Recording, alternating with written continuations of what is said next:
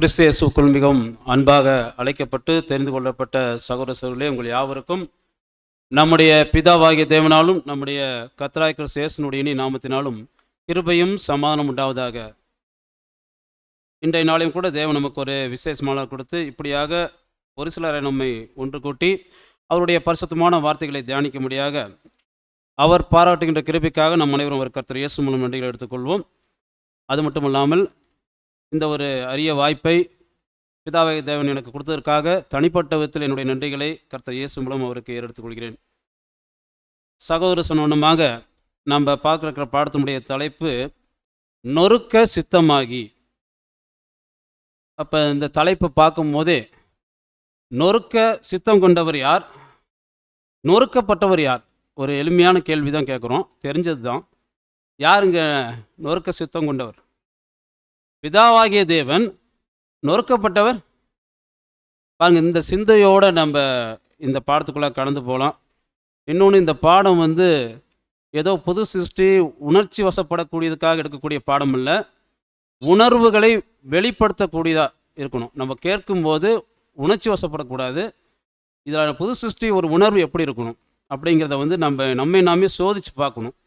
அப்படி இருக்கும்போது அன்பான சார் சொல்லி நம்ம கிறிஸ்தனுடைய அந்த மரணத்தை நினைவு கூறுகின்ற காலப்பகுதிக்கு மிக அருகில் வந்துட்டோம்.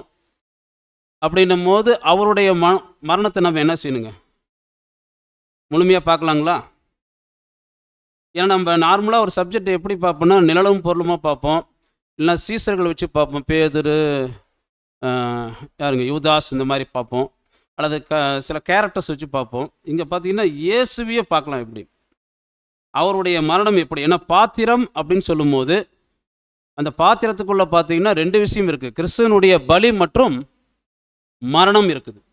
அப்படி இருக்கும்போது பாருங்கள், எந்த அளவுக்கு கிறிஸ்து தன்னை மரணத்தில் ஒப்பு கொடுத்தார் அப்படிங்கிறத நம்ம பார்க்க போகிறோம். அப்படி பார்க்கும்போது இதுக்கான ஆதார வசனம் இப்போ வாசிக்கலாம். ஏசாயா 53:10 வாசிக்கலாம். கர்த்தரோ அவரை நொறுக்க சித்தமாகி அவரை பாடுகளுக்கு உட்படுத்தினார். போதும் சிஸ்டர். கர்த்தரோ அவரை நொறுக்க சித்தமாகி அவரை பாடுகளுக்கு உட்படுத்தினார். இப்போ பாருங்க, எந்த அளவுக்கு இயேசு கிறிஸ்து நொறுக்கப்பட்டார், எந்த அளவுக்கு அவருடைய பாடுகளில் கடைசி சில வினாடிகள் கடந்து போனார். நாம் இப்போ வாசி கேட்ட வசனம் வார்த்தைகள் பார்க்கும்போது அந்த ஒரு மனநிலைக்குள்ள நம்ம கடந்து போயிடணும். ஏன்னா இன்னும் சில நாட்களில் அந்த கிறிஸ்துவனுடைய பரிசுத்த பந்தியில் அனுசரிக்கும் போது அதே மனநிலை, அதே சிந்தனை நமக்குள்ளே காணப்படணும். அதே போல் கிறிஸ்து நமக்காக கொடுக்கப்பட்ட அந்த பலியின் மேல் வைக்கப்பட்ட அந்த விசுவாசம், நம்பிக்கை, இது நம்ம மனசுக்குள்ளே வந்தால் தான் அந்த பரிசுத்த பந்திக்குள்ளே நம்ம போகும்போது அதே ஒரு சிந்தைக்குள்ளே நாம் கடந்து போக முடியும். அப்போ நாம் எங்கேருந்து ஆரம்பிக்கலாம் அப்படின்னா, எங்கே அவருக்கு அப்படின்னு சொல்லும்போது உச்சக்கட்ச பாடுகளுடைய உச்சக்கட்டமாக எங்கே நடங்குதுங்க, எங்கே தொடங்குனுச்சு? தோட்டத்தில் தொடங்குச்சு. என்ன தோட்டங்க அது? கெத்செமனே தோட்டத்தில் இயேசு கிறிஸ்து இருந்தபோது நமக்கு தெரிஞ்ச விஷயம், யூதாஸுக்கு ஏற்கனவே இவர் அங்கே போகிற அந்த இடத்த குறித்து எப்படிங்க நல்லா தெரிஞ்சிருக்குது. அப்போ யூதாஸ் என்ன பண்ணுறார்? ஒரு பக்கம் இயேசு கிறிஸ்துவை காட்டி கொடுக்க போயிடுறார். இன்னொரு பக்கம் பார்க்கும்போது கெத்செமனே தோட்டத்தில் நடந்த பல விதமான சம்பவங்கள், அந்த முக்கியமான சம்பவம் பார்க்கும்போது மத்தேயு, மார்க்கு, யோவானில் அந்த 3 பேருமே சொல்லியிருக்கிற சம்பவங்கள் என்னென்னு பார்க்கலாம். இதை தவிர பார்க்கும்போது ரொம்ப முக்கியமாக இன்னொருத்தர் யாருங்க, ஒரு டாக்டர், அவர் ஒரு மருத்துவர். யாருங்க? ஆமாங்க, அவர் பெயர் லூக்கா. இவர் என்ன பண்ணுறாருன்னா, கெத்செமனே தோட்டத்தில் இயேசு கிறிஸ்துக்கு நடந்த சம்பவங்களை மருத்துவ ரீதியாக விவரிச்சு பேசுகிறார், விவரித்து காமிக்கிறார். வாசிக்கலாம் பாருங்க, லூக்கா 22:44. அவர் மிகவும் வியாகுலப்பட்டு அதிக ஊக்கத்தோடு ஜெபம் பண்ணினார். அவருடைய வேர்வை இரத்தத்தின் பெருந்துளிகளாய் தரையிலே விழுந்தது. பாருங்க, அவருடைய வேர்வையே எப்படி வந்துச்சுங்களாம்? ரத்தமா வந்துச்சு. ஏன் இதை லூக்கா ரொம்ப அழுத்தமாக சொல்றாரு பாருங்க. லூக்கா மட்டும்தான் கொடுக்குறாரு அப்படின்னா அவருக்கு நல்லா தெரியும். அவர் பேசிக்காக அவர் எப்படி இருக்கிறாருன்னா ஒரு மருத்துவராக இருக்கிறார்.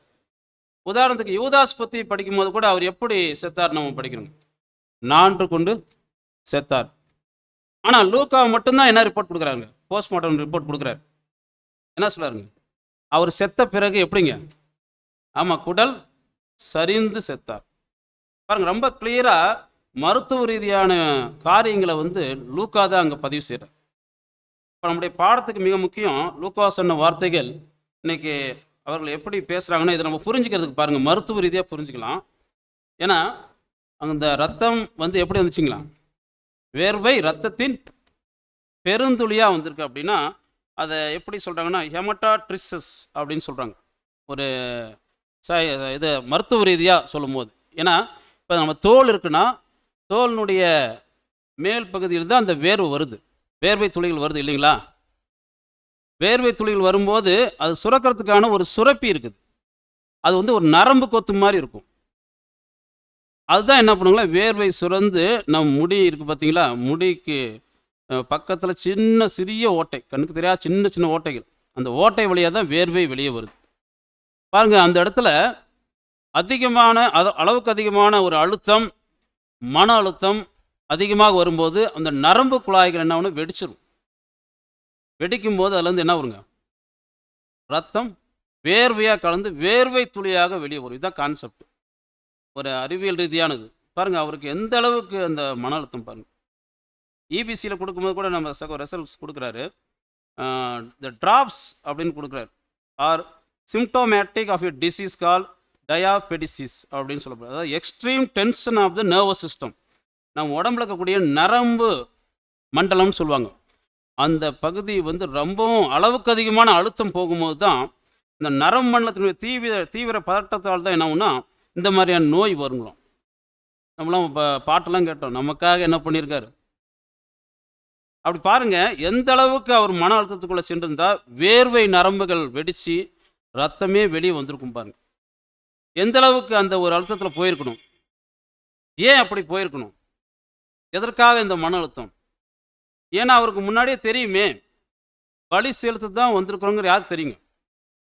தெரியுமே. ஏன்னா ஞானசாமி எடுக்கும்போதே சொல்கிறாரு, அவர் முழுக வேண்டிய இன்னொரு ஒன்றுன்னு.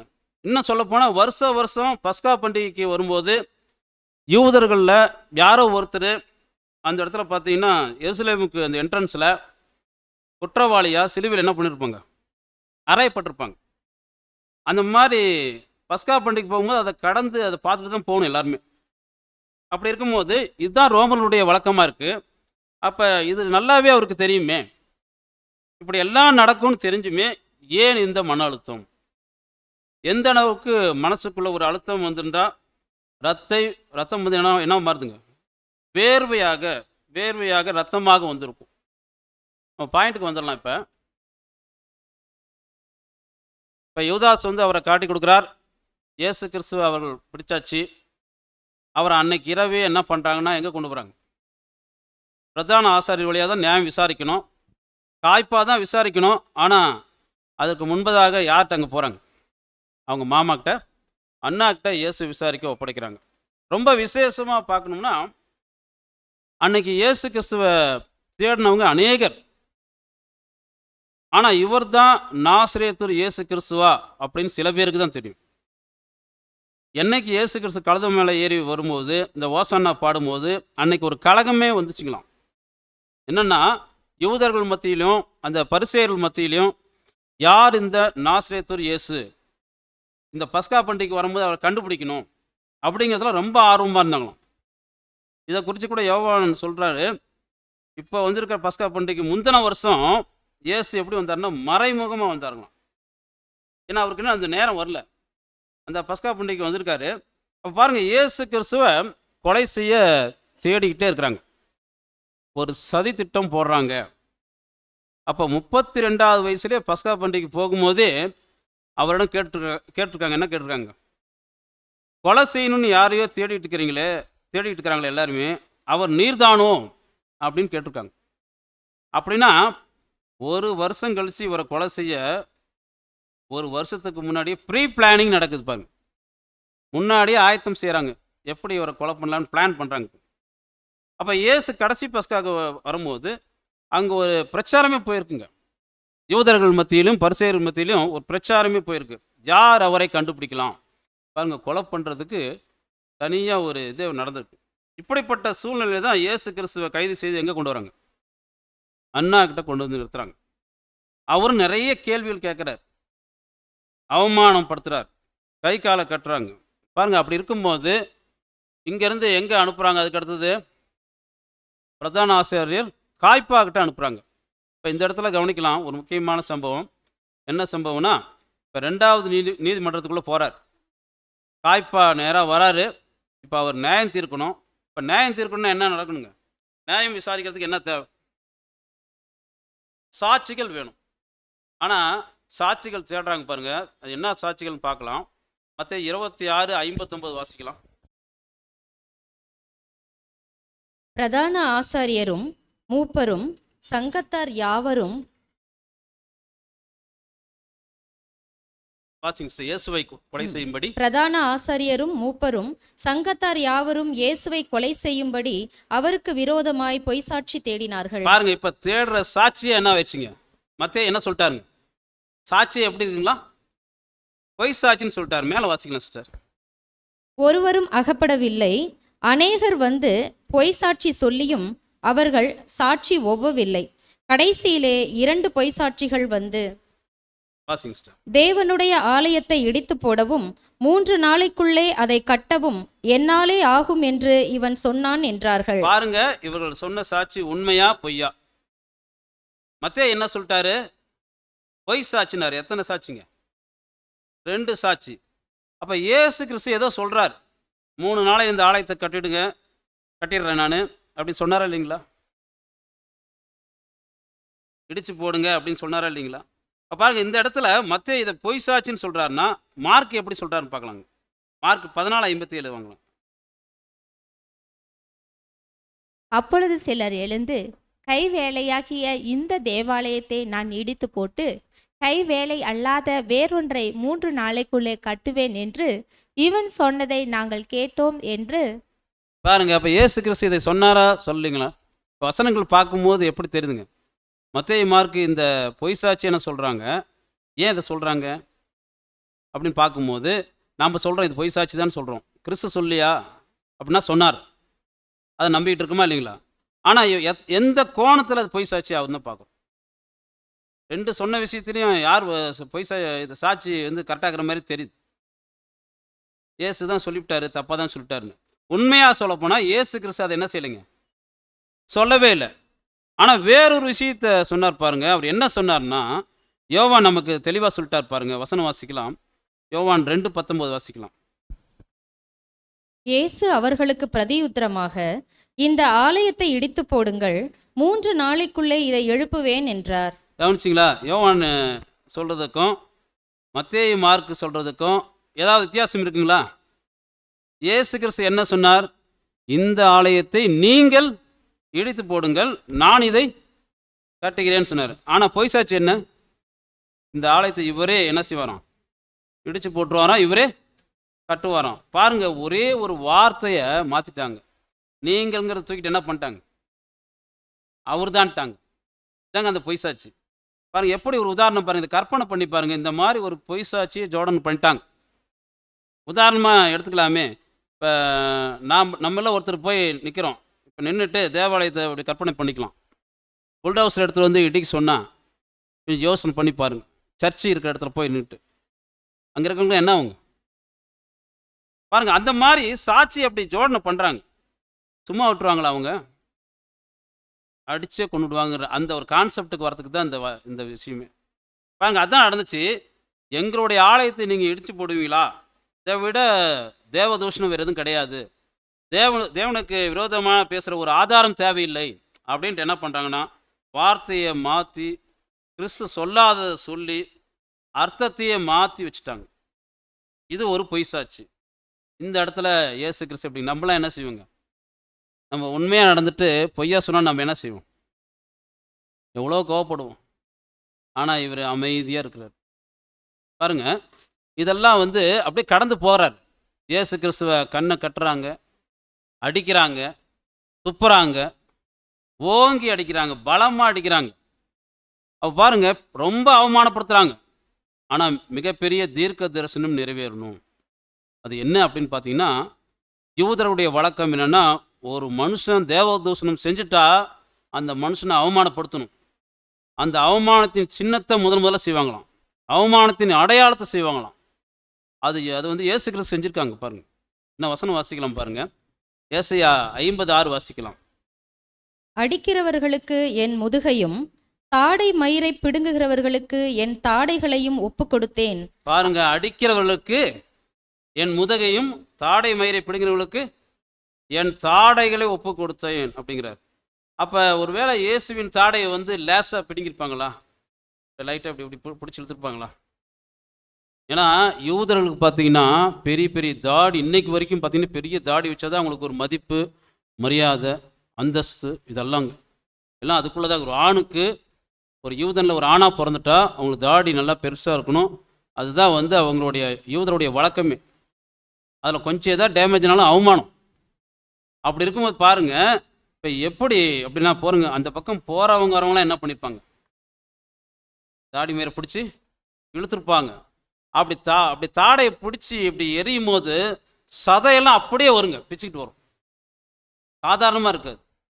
பாருங்கள், காய்ப்பா அரண்மனையில் கர்த்தருடைய முகத்தில் தாடியை பிச்சு எரிஞ்சிருக்காங்க அப்படின்னா அவருடைய வாய் கீழே ஒன்றுமே இல்லை. நம்ம எந்த ஸ்டில்ஸும் அப்படி பார்க்க முடியாது. இந்த பக்கம் இதெல்லாம் பிச்சுட்டு வந்துருச்சு. இப்போ நினச்சி பாருங்க, கர்த்தரோ அவரை பாருங்க, இதுக்கு நம்ம ஏற்கனவே சொன்ன டாக்கா அப்படின்னு ஒரு வார்த்தை இருக்குது, துண்டு துண்டாக பீஸ் பீஸ் ஆக்குறாராம். பீஸ்லாம் எத்தனை பீஸ் போகுது பாருங்க, தாடையில் இங்கே பிச்சு எடுத்துட்டாங்க. இப்போ நினச்சி பாருங்க, இது யாருக்காக செஞ்சுருக்காரு?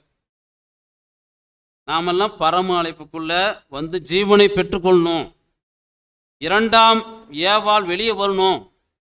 அப்படின்னா இயேசு கிறிஸ்து என்ன ஆகணுங்க? நொறுக்கப்படணும், அடிக்கப்படணும், அவமானப்படணும். அப்போ அவருடைய தாடியை பிடுங்கும் போது சதையும் சேர்ந்து வந்திருக்குன்னா பாருங்க, ஆண்களுக்கு ஒரு நல்லா தெரியும், இந்த இடத்துல முடிய ஒரு முடியை இழுத்து பார்த்தா அவங்களுக்கே உணர்வு தெரியும் எவ்வளோ வலிக்கும். அதுவே நம்மளால் தாங்க முடியாது. ஒரு கொத்தை அப்படி பிடிச்சி இழுத்தா என்ன ஆகும்? கொஞ்சம் நினச்சி பாருங்க, முகத்தில் ஒன்றுமே இல்லைங்க. இந்த பகுதியில் மிகப்பெரிய அவமானம். அவர் ஒரு யூதன். அப்படி இருக்கும்போது பாருங்கள், அன்பான சொல்லி இதை குறித்து கூட நம்ம இபிசியில் கமெண்ட்ஸில் வந்து சகோதரர் சொல்கிறாரு, வாசிக்கலாம் பாருங்க. தமிழில் இருக்கிறது வாசிங்க சிஸ்டர்.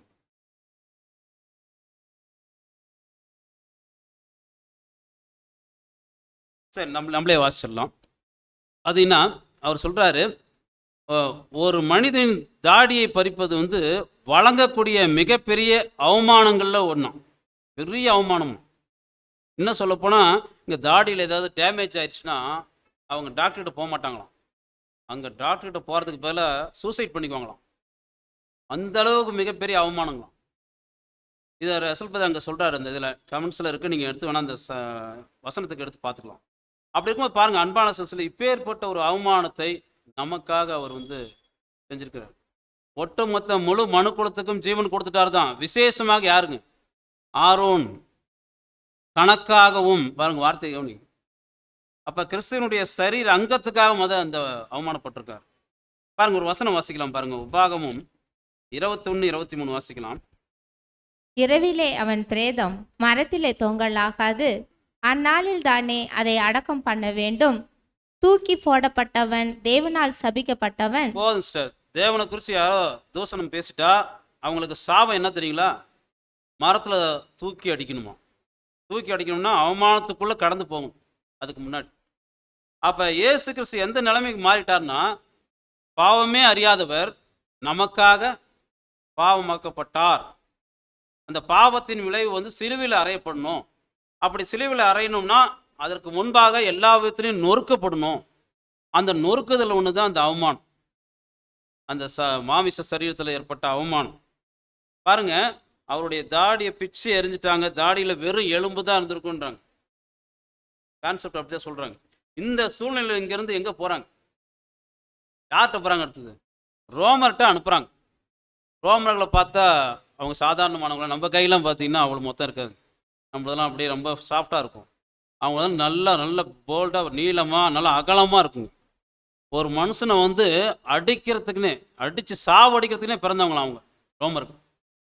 அப்போ பாருங்க, ஒரு தண்டனையை கொடுப்பதற்கு பயிற்சி எடுத்தவங்க. இந்த மாதிரி கொடூரமான தண்டனைக்கான பயிற்சி எடுத்தவங்க ரோமர்கள். எந்த விதத்தில் அடித்தா, எப்படி சித்திரவதை செஞ்சால் சாகாமல் சாவாங்க அப்படிங்கிறதுக்கு ஒரு ஸ்பெஷல் ட்ரைனிங் எடுத்தவங்களாம் இந்த ரோமர்கள் நிலை பாருங்கள். அப்போ இயேசு கிறிஸ்துவ இப்போ எங்கே கூப்பிட்டு போகிறாங்க? பிலாத்துக்கிட்ட கூப்பிட்டு போகிறாங்க. பிலாத்து எப்பேற்பட்டவருங்க? அவரும் கொடூரமானவர். அவர்கிட்ட ஒரு மரண தண்டனை வழக்கு வந்துச்சுன்னா அவர்கிட்ட போனாவே கன்ஃபார்மாக எழுதிட்டு வரோம். விறக்கெல்லாம் பார்க்க மாட்டார், உடனே தீர்ப்பு எழுதிட்டு வரோம். அப்பேற்பட்டவர் பாருங்க. அவர் ஒன்றுமே சாப்பிடல. இயேசு கிறிஸ்து இரவு சாப்பிட்டதெல்லாம் ரத்தமாக போயிடுச்சு, அவமானப்பட்டாச்சு, அடி வாங்கியாச்சு. எந்த அளவுக்கு அடித்தாங்க அப்படின்னா 3 வருஷ கோவங்களாம் அவர் மேலே. நினச்சி பாருங்கள். குறிப்பாக சொன்னால், நீங்கள் ஆலயத்தை இடிங்க, அதை 3 நாளில் கட்டுறேன்னு சொன்னார் இல்லைங்களா? அதில் யோவான் 2ஆம் அதிகாரத்தில் வரும், படிக்க வேணாம். முதல் பஸ்கா பண்டிகை, கானா ஒரு கல்யாணம் ஆனதுக்கு அப்புறம் அந்த பஸ்கா பண்டிகை போகிறாரு. இப்போ 3 வருஷம் ஆகி கூட இவங்க என்ன பண்ணலைங்க? அது மறக்கவே இல்லை, ஞாபகம் வச்சுருக்காங்க இவர் எப்படியாவது பிளான் பண்ணணும் அப்படின்னு. அப்போ 1 வருஷம் ஒரு நாள் கோபமே நம்மளால் முடியல. 1 மணி நேரம், ஒரு 10 நிமிஷம் கோபத்தையும் நம்மளால் அடக்க முடியல. இவங்களாம் என்ன பண்ணியிருப்பாங்க? அபூர்ணர்கள் தான் எல்லாருமே. 3 வருஷ கோபத்தையும் சேர்த்து அடித்தா அப்படி இருக்கும். கொஞ்சம் நினச்சிப்போம் எந்த அளவுக்கு அடிச்சிருப்பாங்க. இன்னும் ரோமர்கிட்ட கூட்டிகிட்டே போல, இப்போ தான் வந்திருக்கிறாங்க. அதுக்கு முன்னே அங்கே ரொம்ப அடி நொறுக்கப்பட்டிருக்கார். இப்போ அடித்து நொறுக்கி உயிரை மட்டும் விட்டுருக்காங்க. இப்போ எங்கே வராங்க பாருங்கள். அவமானத்துக்குள்ளே போகும்போது நல்லா அடித்து தாடியெல்லாம் பிச்சு பிலாத்து அரண்மனை கொண்டு அந்த அரண்மனையில் கொண்டு போய் நிற்க வைக்கிறாங்க. கொண்டு போய் நிற்க வச்ச உடனே பிளேட்டை அப்படியே மாற்றி விட்டுறாங்க. என்ன பொய் சாட்சி சொன்னாங்க? என்னன்னு சொன்னாங்க? இவரே ஆலயத்தை கட்டுவார், இவரே அதுக்கு முன்னாடி இடித்து போட்டுருவார் அப்படின்னு சொன்ன சாட்சி இப்போ அப்படியே மாறுதுங்க. பாருங்கள், அவரை கொலை செய்யறதுக்கு பிலாத்து முன்பாக வச்ச குற்றச்சாட்டே வேறங்க. போன உடனே என்ன சொல்கிறாங்க பாருங்க. அங்கே லூக்கா 23:5 வாசிக்கலாம். அதற்கு அவர்கள், இவன் கலிலேயா நாடு தொடங்கி இவ்விடம் வரைக்கும் யூதேயா தேசமெங்கும் உபதேசம் பண்ணி ஜனங்களை கலகப்படுத்துகிறான் என்று வைராகியத்தோடே சொன்னார்கள். இவன் கலகக்காரன், ராயனுக்கு வரி கட்டல, ஜனத்துக்கு எதிராகவும் அரசாங்கத்துக்கு எதிராகவும் குற்றம் சாட்டி திருப்பி விடுறாங்க பாருங்க. ஏன்னா இதை பிலாத்து சொன்ன நம்புவாரா? நீ உங்கள் ஆலயம் வச்சு நீங்களாச்சு போங்கன்றார். இது மத ரீதியான ஒரு குற்றச்சாட்டு, இதுக்கு எனக்கு நம்பிக்கை கிடையாது, நீங்கள் போயிருந்துவார். பாருங்க, அரசியல் ரீதியான ஒரு குற்றச்சாட்டு வைக்கிறாங்க. இவர் என்ன செய்யலைங்களாம்?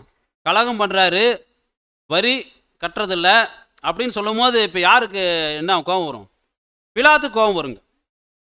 கொஞ்சம் யோசிச்சு பாருங்க. இன்றைக்கெல்லாம் வரி கட்டலைன்னா என்ன செய்வாங்க? நம்மளை ரைடு என்ன செய்வாங்க? தூக்கிட்டு போய் எங்கே போட்டுருவாங்க? ஜெயிலில் போட்டுருவாங்க. அப்போ அந்த காலத்தில் யோசனை பண்ணுங்க, வரி கட்டாமல் ஒருத்தர் பிரசங்கம் பண்ணுறாருன்னு வச்சுங்க, என்ன செய்வாங்க பாருங்க. அந்த ஒரு கோணத்தில் தான் அந்த குற்றச்சாட்டை அப்படியே மாற்றுறாங்க பிலாத்து முன்னாடி. இப்போ இதெல்லாம் மனசில் வச்சுக்கிட்டு தான் பாருங்க, ஆரம்பம் முதல் முடிவு வரைக்கும் பொய் சாட்சியிலே ஓட்டுறாங்க. யாருங்க? பரிசேயர், இந்த பிரதான ஆசிரியர், வேதபாரங்களும் சேர்ந்து பண்ணுற வேலை பாருங்க. சரி, இப்போ பிலாத்துக்கிட்ட போய் சொன்ன உடனே அங்கே பிலாத்து கேட்குறாரு. கேட்கும் போது நீ யாருன்னு கேட்கும் போது, நீ கலிலேயனா அப்படின்னும் போது, அப்படின்னா இது என்னுடைய பகுதிக்கு சார்ந்ததில்லை, நீங்கள் எங்கே கூட்டு போங்க பாருங்க. பரிபூர்ண மனுஷன் இயேசு கிறிஸ்துவை எப்படி அலக்களிக்கிறாங்க. விசாரணைன்னா நம்மளுக்கு பொதுவாக தெரியும். ஒரு கேஸு போட்டாங்கனாவே மன ரீதியான உளைச்சலே ஏகப்பட்டது இருக்கும். இங்கே எப்படி இருக்குது பாருங்கள், உடல் ரீதியான பிரச்சனைகள்லாம் இருக்குது, ஏகப்பட்டது இருக்குது பாருங்கள். இப்படியே கூட்டு போய் நீங்கள் நேராக யார்கிட்ட கூட்டு போங்க? இப்போ ஏரோதுகிட்ட கூட்டு போங்கன்ட்டாங்க. உடனே இயேசு 4வது நீதிமன்றத்துக்குள்ளே போகிறார்.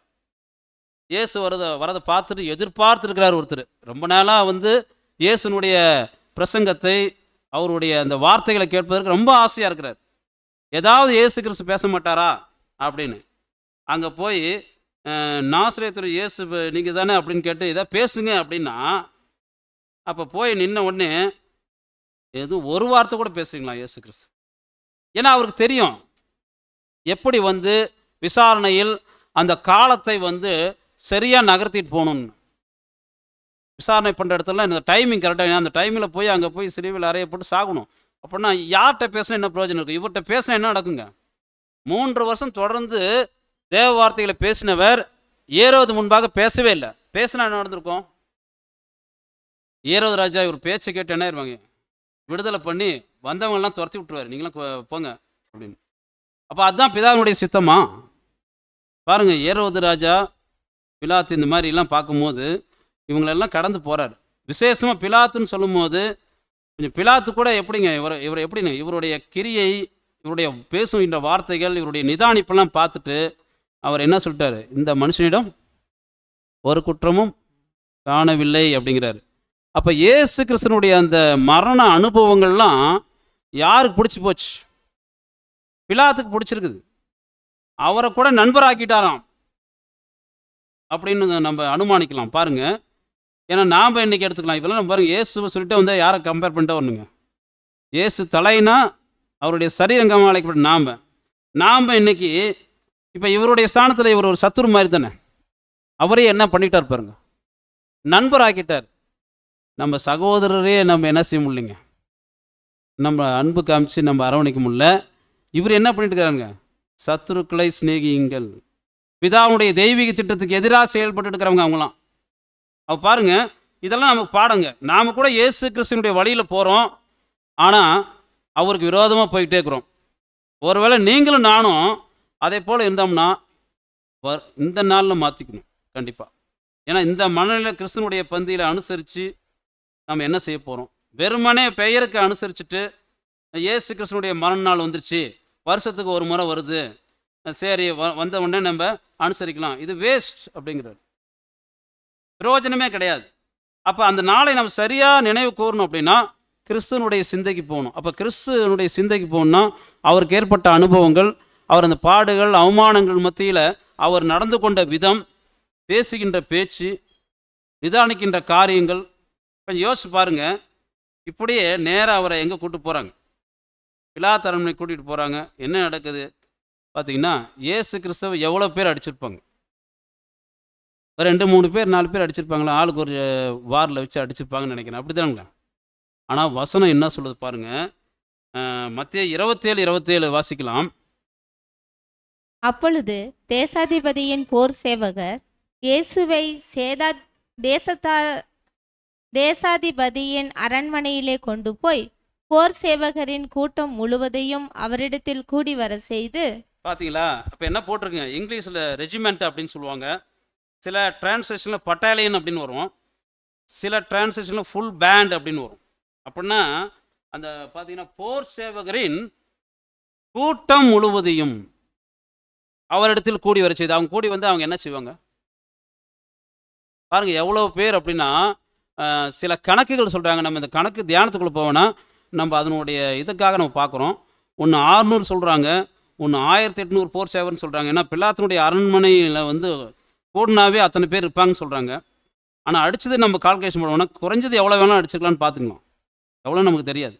ஆனால் ஒரு கூட்டம் போட்டு அடிச்சிருக்காங்க பாருங்கள். இயேசு கிறிஸ்துவை கூட்டிகிட்டு போய் இந்த பரிபூர்ண மனுஷனை ஒன்றுமே இல்லாத அளவுக்கு அடிச்சிருக்காங்க. எவ்வளோ பேர் அடித்தாங்க, யார் யாருக்கெல்லாம் வாய்ப்பு கிடைக்குதோ அவங்களாம் என்ன பண்ணியிருப்பாங்க, அடிச்சிருப்பாங்க. பாருங்கள், ரோமர்கள் அடித்தா எப்படி இருக்குன்னா, நீ அடித்தா பலம் அதிகமாக, நான் அடித்தா பலம் அதிகமாக, எப்படி போட்டி போடுவாங்க. பலசாலியை நிரூபிக்கிறதுக்கான ஒரு கேம் மாதிரி விளையாடுவாங்க. யார் அடிக்கிற அடியில் அந்த மனுஷனால் எழுந்துக்கிற முடியலையோ அந்த மனுஷன் அடிக்கிற அடி தான் பலம் அதிகமாக. ஆனால் எப்படி போட்டி போட்டிருப்பாங்க? தங்களுடைய பலத்தை நிரூபிக்கிறதுக்கு இவங்க என்ன செய்கிறாங்களாம் பாருங்கள், இந்த அடியெல்லாம் அப்படியே தாங்கிக்கிறார். எப்பேற்பட்டவர் பாருங்கள். நம்ம இது ஏன்னா சிந்திக்கணும், இவர் அடி வாங்கிறதுனா என்ன செஞ்சால் அடி வாங்கணும்? வசனம் வாசிக்கலாம் பாருங்க, இவர் எப்படி இருக்கார் பாருங்க. எபிரேயர் 7:26 வாசிக்கலாம். பரிசுத்தரும் குற்றமற்றவரும் மாசில்லாதவரும் பாவிகளுக்கு விலகினவரும் வானங்களிலும் உயர்ந்தவருமாய் இருக்கிற இவ்விதமான பிரதான ஆசாரியரே நமக்கு ஏற்றவராய் இருக்கிறார். பாருங்க, அவருக்கே இந்த மாதிரி நிலைமை இருக்குது. இந்த நிலைமை யாருக்கு வரணும்? ஆக்சுவலா யார் தப்பு பண்ணியிருக்கிறோம்? நாம் தான் பண்ணியிருக்கிறோம். நமக்கு ஆப்போசிட்டாக போட்டு பார்க்கலாமே. பரிசுத்தம் இல்லாதவன், குற்றம் உள்ளவன், மாசுள்ளவன், பாவியிலும் படுபாவி. யாருங்க இது? யாருக்கு வர வேண்டியது பாருங்க. அப்படியே பாருங்க, நமக்கு தான் அந்த தண்டனை கொடுக்கணும்.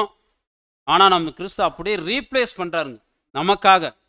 அந்த மாதிரி உச்சக்கட்ட நிலைமையில இயேசு கிறிஸ்து செலுத்தின பலிகள் பாருங்க எப்படிப்பட்டதா, எப்படி கவனம் செலுத்தியிருப்பார் ஒரு இடத்துலையும். பலி செலுத்துகிற விஷயத்துல கவனம் கொடுக்கறது நமக்கு முக்கியம். அந்த ஒரு பாக்கியம் நமக்கு கிடைச்சிருந்தா அப்படின்னு கற்பனை பண்ணா கூட நம்மளால செய்ய முடியுமா? கற்பனைக்கே கொண்டு வர முடியாது. கொஞ்சம் தான் பலி செலுத்துறதுக்கு பாக்கியம் கொடுத்துருக்காங்க, அதுவே நம்மளால முடியலங்கிறோம். 100% கேட்கவே இல்லைங்க, கொஞ்சம் சதவீதம். கொஞ்சம் கொடுத்தால் அதை எப்படி கொடுக்கணும்? முழுசாக கொடுக்கணும், முழு மனசோடு கொடுக்கணும், முழுமையாக கொடுக்கணும் அப்படிங்கிறார். அப்போ இயேசு கிறிஸ்து எல்லாமே எப்படி கொடுத்துட்டாருங்க? சர்வாங்க தகன பலின்னா தெரியுதுங்களா? ஒவ்வொன்றா பாருங்க, முழுசாக கொடுத்துட்டாரு நமக்காக. நம்முடைய முன்னோடி அவர், நம்முடைய தலை. அப்போ சரீரத்தில் இருக்கிற தலை இந்த மாதிரி செய்திருக்குன்னா எனக்குரிய பங்கை நான் எந்த விதத்தில் நிறைவேற்றுவேன்? பாருங்க, இதெல்லாம் நம்ம தேடி தேடி நம்மளோட வாழ்க்கையில் கண்டுபிடிக்கணுங்க. எனக்குரிய பங்கு என்ன? தலைக்குரிய பங்கு அவர் நிறைவேற்றிட்டார். பாருங்க, நம்ம மரணத்தை நினைவு கூறுற விஷயம் பாருங்க, இதுதான் வருஷம் நினைவு கூறுறோம். இயேசு கிறிஸ்துனுடைய மரணத்தை நினைவு கூறுறது மட்டும் கிடையாது, நாம் ஒவ்வொருவரும் தேவனோடு செய்து கொண்ட பொருத்தனை நினைவு கூறணும். இப்படி நினைவு கூர்ந்தால் தான் நம்முடைய பலிகளை நம்ம செலுத்த முடியும். அப்போ கிறிஸ்துனுடைய மரணத்தை நினைவு கூறணும் அப்படின்னா தேவனுக்கு உகந்த பலி என்ன, தேவன் எப்படி பலி செலுத்தினா அவருடைய சித்தம் எப்படி இருக்குது, அதற்கு தகுந்த மாதிரி நம்ம பலி செலுத்துங்கிறது நம்ம நல்ல தெளிவாக நிதானித்து அந்த பலியை செலுத்தக்கூடியவங்களா இருக்கணும். ஏன்னா ஒவ்வொரு கட்டத்திலையும் இயேசு கிறிஸ்து அந்த பலியில் கவனம் செலுத்தினார். இப்போ உதாரணமாக பார்த்தீங்கன்னா நாமே சுய பரிசோதனை பண்ணலாம். நான் எப்படி போன வருஷம் தேவனுக்கு பலி செலுத்தினேன் நினைவு கூறணும். இந்த வருஷம் எப்படி பலி செலுத்திக்கிட்டு இருக்கிறேன், தொடர்ந்து செஞ்சுட்டு இருக்கிறேன். அடுத்த வருஷம் இதை காட்டிலும் அதிக பலிகள் செலுத்துவேனா இல்லையா? பலிகள் அதிகமாக இருக்கணுமா குறைவாக இருக்கணுமா? பாருங்க, இதெல்லாம் நம்ம நினைவு கூற வேண்டிய விஷயங்கள். ஏதோ அந்த அப்பம் பாத்திரம் அடையாளத்தில் அப்படியே சும்மா உட்காந்துட்டு போகிறது இல்லைங்க. அந்த வாழ்க்கை முழுவதும் அந்த அடையாளங்கள் ஆழமான அர்த்தங்களோடு கிறிஸ்துவனுடைய வாழ்க்கை போல வாழ்ந்துருக்கணும். அங்கே சொல்லும்போது பாருங்க, தேவன் ஒன்று தான் கேட்குறாரு. அந்த ஒன்றுலேயுமே ஒன்று கொடுப்பா அப்படின்னு கேட்குறாரு. ஒன்றுலேயுமே கால்வாசி, அரைவாசி, முக்காவாசி என்னால் முடியல தேவனே அப்படின்றோம். பாருங்க, ஒன்றே ஒன்று தான். ஒரே பேரான குமார்கிட்ட 100 கேட்டேன், உங்ககிட்ட எவ்வளோ கேட்குறேன்றார். அந்த ஒன்றுக்கே நம்மளால் என்ன செய்ய முடியலைங்க.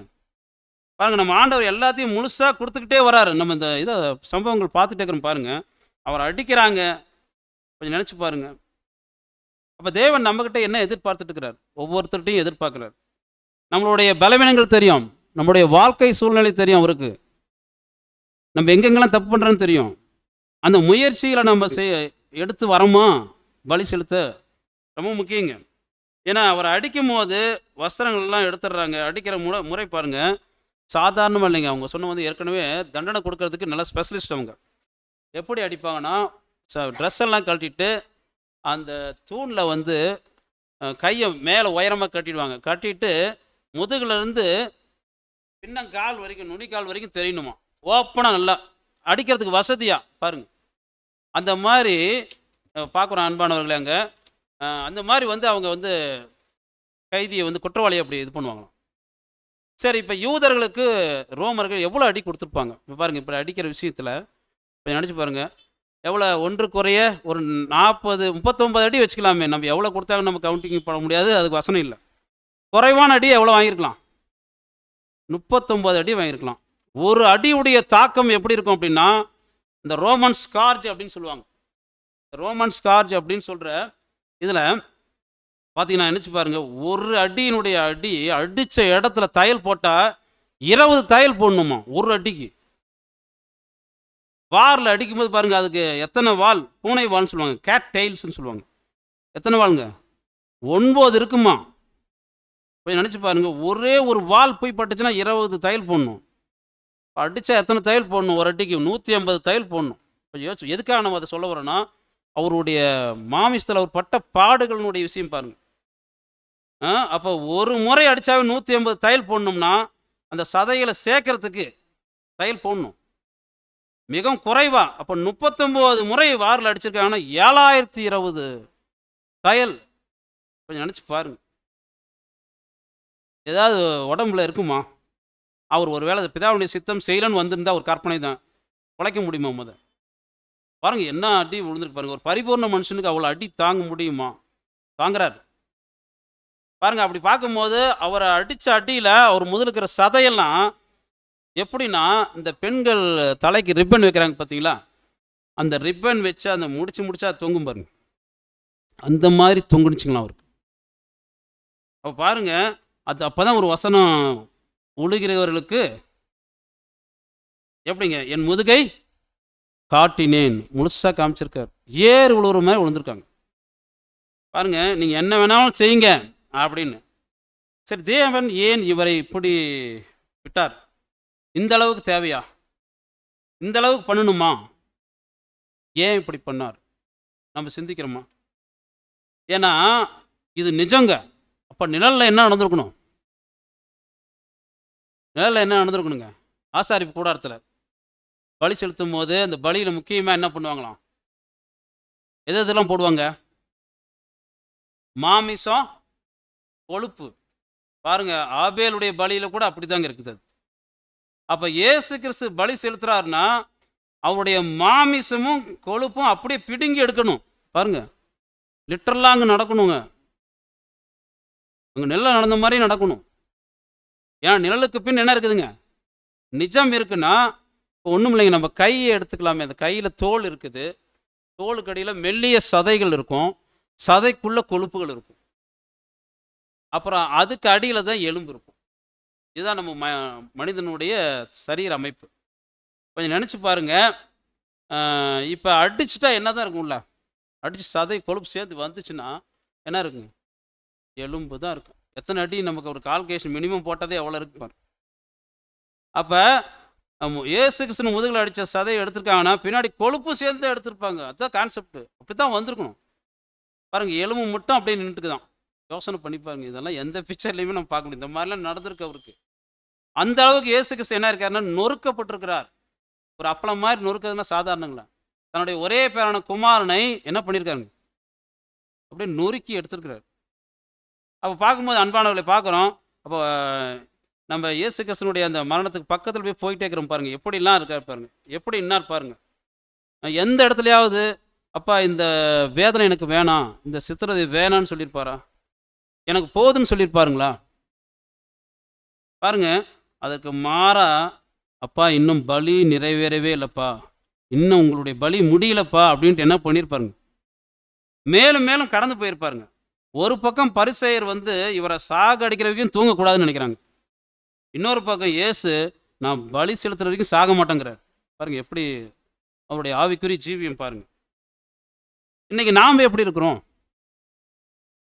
நான் செத்தாலும் பலி செலுத்த மாட்டேன், இருதயத்தில் நினைக்கிற மாதிரி வாயில் சொல்ல மாட்டோம். அப்படின்னா தேவனுடைய காரியங்களில், சபையினுடைய ஐக்கியங்களில், தனிப்பட்ட ஜீவியத்தில், குணலட்சணத்தை வெளிப்படுத்துறதுல அதுதாங்க இது அர்த்தம் பாருங்கள். அப்படி இருக்கும்போது நாம் எங்கே போய் கிறிஸ்துவின் சரீரங்கமாக மாற முடியும்? நம்ம ஒவ்வொருத்தரும் தனிப்பட்ட விதத்தில் சிந்திச்சு பார்க்கலாம். அப்படி இருக்கும்போது பாருங்கள், அந்த விஷயங்கள் கடந்து போகலாம். அடிக்கிறாங்க, சிரிக்கிறாங்க, கேலி பண்ணுறாங்க, வாரநாள் அடித்து உட்கார வச்சு அவங்க மேலே என்ன பண்ணுறாங்களா? அடுத்தது உட்கார வச்சு என்ன பண்ணுவாங்க? துணியை போடுறாங்க. துணி அவர் மேலே போடுறதை யோசிச்சு பாருங்க. அதாவது 2 சீசன் வரும். ஒன்று வெயில் நேரமும் இருக்கும், இன்னொன்று குளிராகவும் இருக்கும். இவர் சிலுவையில் பட்ட பாடுகள் டைம் என்னங்க? ரொம்ப ஹீட்டுங்க, சம்மர் சீசன். எந்த அளவுக்கு அடிச்சிருப்பாங்க பாருங்க. துணி அவங்க மேலே போத்தி அந்த ஒரு முள் பேர் ஸ்பீனாக்ரிஸ் அப்படின்னு சொல்கிறாங்க, நீளமான முள் இருக்கும். அந்த முள்ளில் தலை மேலே வச்சு அழுத்தி விட்டாங்கன்னு வச்சுங்க, மேலே பஞ்சர் எத்தனை தெரியுங்களா ஆகும்? 300லேருந்து 400 பஞ்சர் ஆகுமா ஒரு அழுத்தினா. அந்த மாதிரி தான் அந்த முள் கிரீடம் இருக்குது பாருங்க. ஏற்கனவே காய்ப்பார் அரண்மனையில் கண்ணமெல்லாம் அடிபட்டு ஒன்றுமே இல்லை, தாடையெல்லாம் எலும்பு, கண் பகுதியெல்லாம் டேமேஜ், அடித்து கண்ணமாக அரைஞ்சிருக்கும் போது கண் பகுதியெல்லாம் வீங்கெல்லாம் கண்ணப்பண்ணா இருக்கும். முதுகையெல்லாம் சதையே இல்லை, வெறும் எலும்பு தான் இருக்குது. அந்த நேரத்தில் துணியை போத்துனா கேரி செஞ்சுட்டு போத்துறாங்க. போத்திட்டு எடுக்கும் போது எப்படி எடுப்பாங்க? வலிக்கும், லேசாக எண்ணெயை போட்டு எடுத்துடலான்னு எடுத்துருப்பாங்களா? எப்படி எடுத்துருப்பாங்களா? அந்த சூட்டுக்கும் ரத்தத்துக்கும் துணிக்கும் சதை அப்படியே ஒட்டிக்கிட்டு இருக்குமா. என்ன செஞ்சுருப்பாங்க? அப்படியே பிடுங்குவாங்க. பிடுங்கும் போது மீதி இருக்கிற சதை என்ன இருக்கும்? அந்த துணியோடு அப்படியே வந்துருங்களாம். எந்த அளவுக்கு துடிச்சிருப்பார் பாருங்க, நினச்சி பாருங்க. ஆனால் அவர் மனசில் ஒன்றே ஒன்று தான் இருக்குது, இன்னும் பலி நிறைவேற முடியவே இல்லை. பலி செலுத்துகிற பாதையில் தான் நான் போயிட்டுருக்கிறேன். ஏன்னா பாருங்க, இதெல்லாம் தாங்கணும்னா என்ன வேணும் நமக்கு யோசிச்சு பாருங்க. தேவனுடைய பரிசுத்தாவி இல்லாமல் முடியவே முடியாது. ஒரு பரிபூர்ண மனுஷனு இதெல்லாம் தாங்குறாருன்னா பிதாவுடைய சித்தம் செய்யணும். தேவனுடைய தெய்வீக திட்டத்தில் அவர் கல்வாரி சிலுவையில் தான் மறிக்கணும். அதுக்கு முன்னாடி சாகக்கூடாது. ஆனால் வரக்கூடிய வேதனை கஷ்டத்தை பொறுத்துக்கணும். அப்படின்னா என்ன சிந்தை இருந்திருக்கும் அவர்கிட்ட. அதனால தான் அடிக்கடி சொல்லுவோம், இயேசு கிறிஸ்துவின் இருக்கிற சிந்தையும் நம்மளிடம் காணப்படணும். பாருங்கள், இப்போ நமக்கு கூட அப்படி மாமிசத்தில் ஏதாவது பிரச்சனைகள் வரும்போது, மன ரீதியான பிரச்சனைகள் வரும்போது கூட நாம் என்ன செய்யணுங்க? தேவனுடைய ஆவியில் தான் நம்ம சுதாரிக்க முடியும். என்னதான் சகோதரர்கள் ஆறுதல் சொன்னாலுமே தனிப்பட்ட முறையில் தேவனிடம் பெற்றுக்கொண்ட பரிசுத்தாவின் மூலியமாக தான் நம்ம சமாதானம் ஆக முடியும். பாருங்கள், அநேக சந்தர்ப்பங்கள் நம்ம என்ன பண்ணிட்டோம்னா ஆவியை அணைச்சி போட்டு உக்காந்துக்கிட்டோம். தேவன் பலி செலுத்துறதுலாம் சொல்லவே இல்லை. எப்படி நம்மளுடைய சிந்தை மாறுது பாருங்கள்.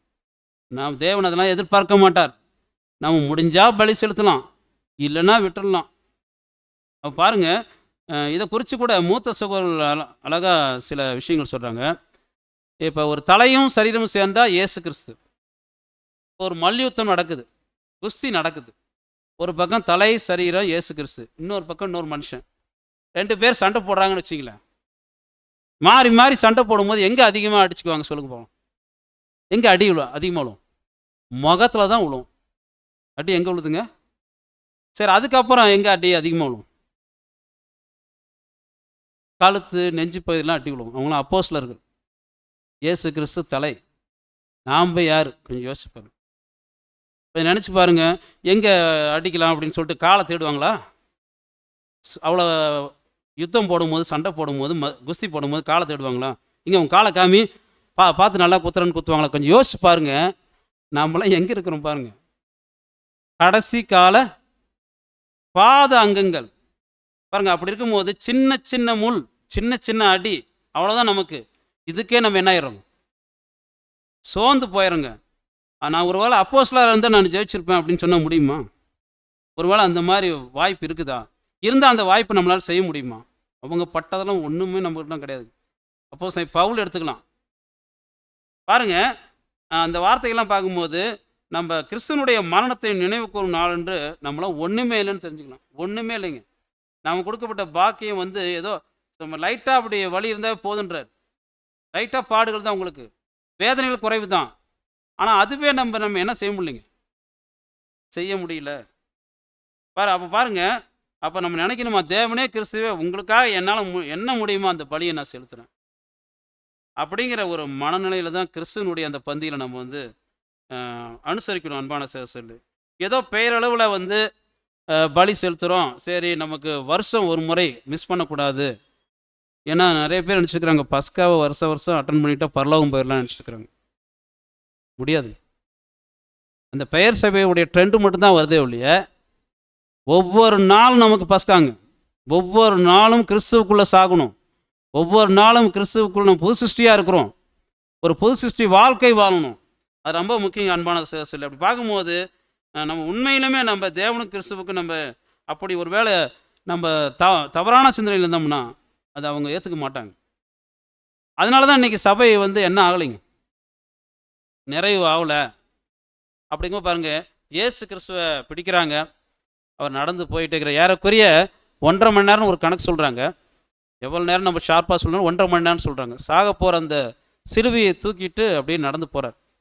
எங்கே போகிறாருங்க? கொல்கத்தா மலை மேலே அடிக்கிறாங்க பார்த்தீங்களா, அங்கே கொண்டு போய். ஏன்னா கொல்கத்தா மலைனா நிழலும் பொருளும் இருக்குங்க. அதில் கொல்கத்தா மலையில் தான் கோலியாத்தினுடைய தலை அடக்கம் செய்யப்பட்டிருக்குதான். இன்னொரு விஷயம் கூட இருக்குது. ஆபிரகாம் தன்னுடைய ஒரே பேரான குமாரனை ஈசாக்கு பலி செலுத்தின மோரியா மலை, அந்த கான்செப்ட் தான் சொல்கிறாங்க. அப்போ பாருங்கள், கோலியாத்தினுடைய தலை கொல்கத்தா மலை மேல் அடக்கம் செய்யப்பட்டிருக்குன்னா அங்கே ஒரு ஆதி ஆகமத்தில் இருக்கப்பட்ட தீர்க்க தரிசனத்தினுடைய நிறைவேறுதலின் ஆரம்பம், அதுக்கு ஒரு அடையாளம். உன் தலையை அவர், கோலியாத் யாருக்கு அடையாளங்க? சாத்தானுக்கு. பாருங்க, சாத்தானுக்கு நிழலாக்குறாரு. அந்த தலையில் தான் சிலுவை அழுத்தப்படுது. அப்போ பாருங்கள், இந்த ஒரு நேரடியாக வைக்கப்பட்ட தீர்க்க தரிசனத்துடைய மிகப்பெரிய ஆதாரம் அது. இதெல்லாம் கூட நம்ம தெரிஞ்சுக்கணும். இப்போ மறுபடியும் வந்துடலாம் பாருங்கள், பிலாத்தினுடைய அரண்மனைக்கு வந்துடலாம். 1.5 மணி நேரம் அவரை பிடிச்சி இழுத்துட்டு போகிறாங்க. அவர் சிலுவையை சுமந்துட்டு போகிறாரு. சிலுவையினுடைய வெயிட் எவ்வளோ இருக்கும்? எவ்வளோ வெயிட் இருக்குங்க சிலுவை? 100ங்கிறாங்க, 125ன்னு ஒரு கால்குலேஷன் சொல்கிறாங்க. நம்ம குறைஞ்சது 50னே வச்சுக்கிட்டா கூட பாருங்களேன், ஒரு 75ன்னு வச்சுட்டா கூட பாருங்க. இப்போ அநேக அடி வாங்கிட்டார், சதை இல்லை, ரத்தம் இல்லை. வெயில் காலத்தில் நம்மளால் தண்ணி கூட குடிக்க முடியாமல் இருக்க முடியல. ஆனால் இவர் இந்த வெயிலில் ரத்தம் சிந்தாமல் இருக்கவே முடியும். இவ்வளோ இருக்கிற ரத்தம் போயிட்டே இருக்குது, தொட்டிக்கிட்டே இருக்குதான் பாருங்கள், அடித்து கூட்டிக்கிட்டு போயிட்டே இருக்கிறாங்க. இப்போ நேரடியாக வந்துடலாம். இப்போ சிலுவையில் எடுத்துகிட்டு போய் சிலுவையை எதில் போட்டு அடிக்கிறாங்க? அவரை தூக்கிட்டு போன சிலுவையிலே வச்சு என்ன பண்ணுறாங்க? அடிக்கிறாங்க. அது ஆணி கிடையாதுங்க, இல்லை அது வந்து ஆணி கிடையாது, கடப்பாருன்னு சொல்லலாம். கிட்டத்தட்ட நீளம் வந்து 7.5 இன்ச்சு இருக்குமா. சென்டிமீட்டரில் சொன்னால் ஒரு 17, 18, 19 வரைக்கும் சொல்கிறாங்க. அந்த மாதிரி துருப்பிடிச்ச ஆணி பாருங்கள். இந்த அடிப்பதற்கு பாருங்கள், வாசிக்கலாம் பாருங்கள். ஏசாயா புஸ்தகத்தில் சில வசனங்கள் வாசிச்சுட்டு அப்புறம் பார்க்கலாம். ஏசாயா 53:4-5 வாசிக்கலாம். மெய்யாகவே அவர் நம்முடைய பாடுகளை ஏற்றுக்கொண்டு நம்முடைய துக்கங்களை சுமந்தார். நாமோ அவர் தேவனால் அடிபட்டு வாதிக்கப்பட்டு சிறுமைப்பட்டவர் என்று எண்ணினோம். நம்முடைய மீறுதல்களின் நிமித்தம் அவர் காயப்பட்டு நம்முடைய அக்கிரமங்களின் நிமித்தம் அவர் நொறுக்கப்பட்டார். நமக்கு சமாதானத்தை உண்டு பண்ணும் ஆக்கினை அவர் மேல் வந்தது, அவருடைய தழும்புகளால் குணமாக்கிறோம். போதும் சிஸ்டர், எல்லாமே யாரால் வந்திருக்குங்க? நம்மளால தான் வந்திருக்கு. அப்படின்னா இந்த முழு மனு குலத்தினால தான் வந்திருக்கு. அவர் அவ்வளவு நொறுக்கப்படுறதுக்கு காரணமே தேவன் மனு குலத்தின் மீது வைக்கப்பட்ட அன்பு. நாம் பாருங்க, நம்ம மேலே இவ்வளோ பெரிய அன்பு வச்சிருக்கிறாரு, அதுவும் விசேஷமாக நம்ம மேலே பாருங்க எப்படின்னு. மனு குலத்தை காட்டிலும் பாருங்க எந்த அளவுக்கு. அப்போனா நாம் அன்பு வைக்கணும் தேவன் மேலேயும் கிறிஸ்து மேலேயும். அதனால தான் அடிக்கடி ஒரு விளக்கம் சொல்கிறது உண்டு. இப்போ இயேசு கிறிஸ்து நம்ம சிலுவையை தூக்குன்னு சொல்கிறார். என் சிலுவையை தூக்கிங்கன்னு இயேசு கிறிஸ்து சொல்கிறார். உங்ககிட்ட இருக்கிற சிலுவையை கொடுங்கன்னு கேட்குறாரு. அவர் சொல்லிட்டார், என்கிட்ட ஒன்று இருக்குது, அந்த சிலுவை எடுத்துக்கங்க. உங்ககிட்ட ஒரு சிலுவை இருக்குது, அதை என்ன செய்யுங்க? என்கிட்ட கொடுத்துருங்கன்னு சொல்கிறார். அப்போ உங்ககிட்ட இருக்கிறத எனக்கு கொடுங்க, என்கிட்ட இருக்கிறத உங்களுக்கு எடுத்துக்கங்கன்னு சொல்லும்போது ஏதோ ஒன்று வாங்கிட்டு ஏதோ ஒன்று கொடுக்கணுன்றார். எனது வெயிட்லெஸ் அப்படிங்கிறார். என்னுடைய சிலுவை எப்படி இருக்குங்க?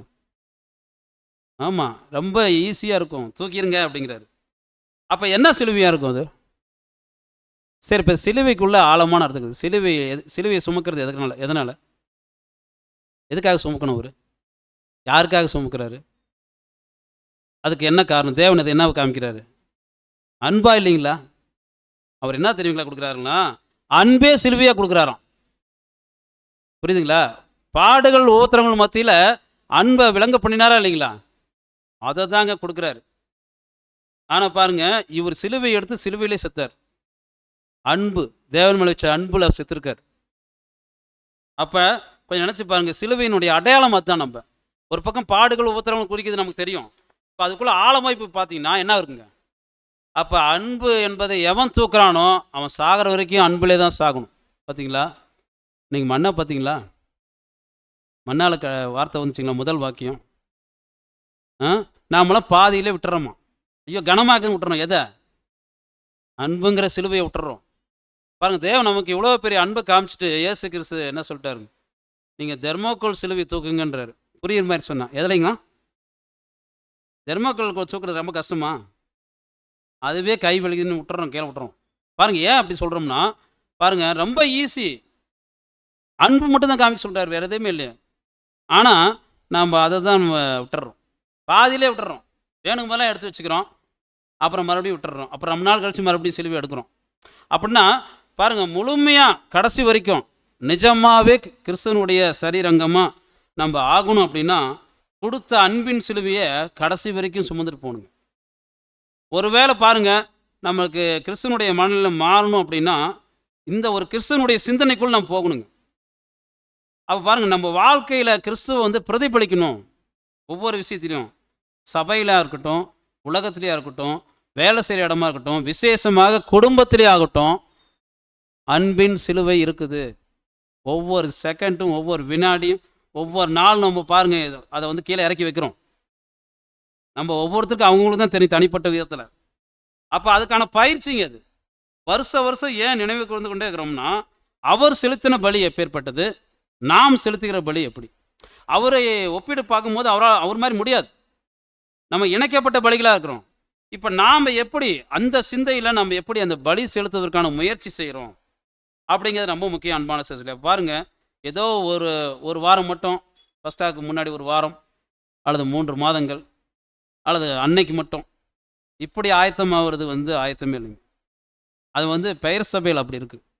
ஆனால் நாம் வந்து ஒவ்வொரு நாளும் வந்து அந்த மாதிரியான ஒரு வாழ்க்கை, அந்த பாத்திரத்தினுடைய தன்மை வந்து புரிஞ்சிருக்கணும். அதனுடைய மதிப்பை புரிந்து அந்த மாதிரியான ஒரு வாழ்க்கை வாழணும். ஏன்னா சில பேர் என்ன செய்வாங்க அப்படின்னா, பஸ்கா வரைக்கும் ரொம்ப பஸ்கா முடிக்கிட்டும் பார்த்துக்கிறேன் அப்படின்னு, அது வரைக்கும் என்ன செய்வாங்க, பழைய மனுஷனை வந்து கட்டி போட்டுருவாங்க.